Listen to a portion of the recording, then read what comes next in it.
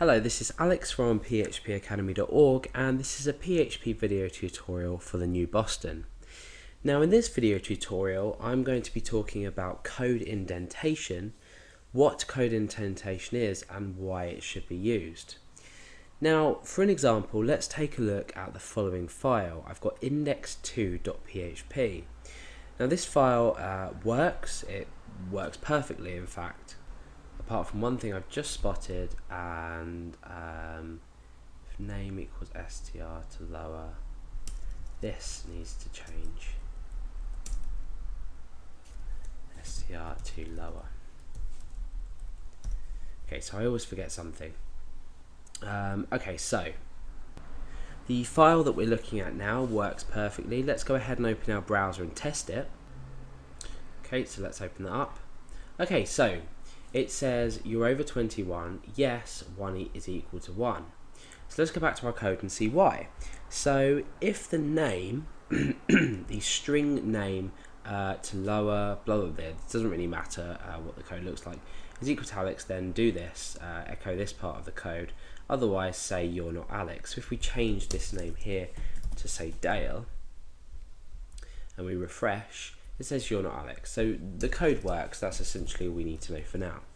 Now the problem with this is the way that we have not indented it. So there's no code indentation, therefore it's hard to see where an if statement starts and where an if statement ends. So if we needed to make modifications to a program, it's going to be a lot harder if we don't use code indentation. Now there's 14 lines to this program. Can you just, or this code, this page or script if you like. Imagine if we had 1400 lines and we didn't use indentation. You can imagine how awful it's going to look and how messy it's going to look. So let's go ahead and look at index.php, which is a duplicate of this. However, I've created line indentation for each, where it's necessary. Okay, so what I've done is after the first if statement, I've indented to make a new if statement. So if, and then inside here we've indented. And now inside this if statement, I've indented all the code here.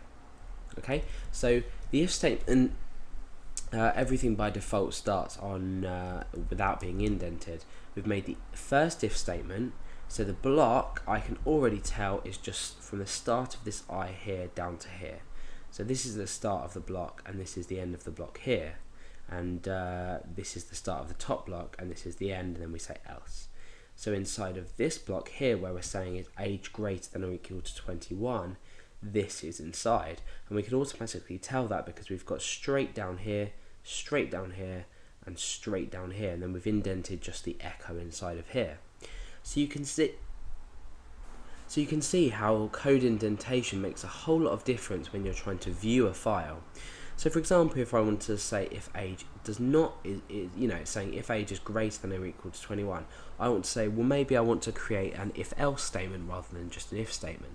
Let's go down and we can automatically see that's the end of the block, and we can start typing on here. My text editor automatically indents for you. I think Notepad++ is a lot better at this than Context, as well as a variety of other editors. But now we can just type in something here, not over 21 for example, and when we change this to say 16, we know that our program is going to work because we've already seen the indentation, and we've created the code. We've created the program to work according to these, and the indentation just makes everything a lot easier to see. So always use indentation in your code. It's part of the coding standards, which is very important when you're looking at code, especially when you're going to be distributing code or you need other people to read code. You may understand how your code works and it may work in fact, so you might think, why do I need to indent and everything like that? Well, the answer is that if other people do need to see your code, or if you need to make quick modifications to your code, it's going to be a lot easier to see if you've used indentation.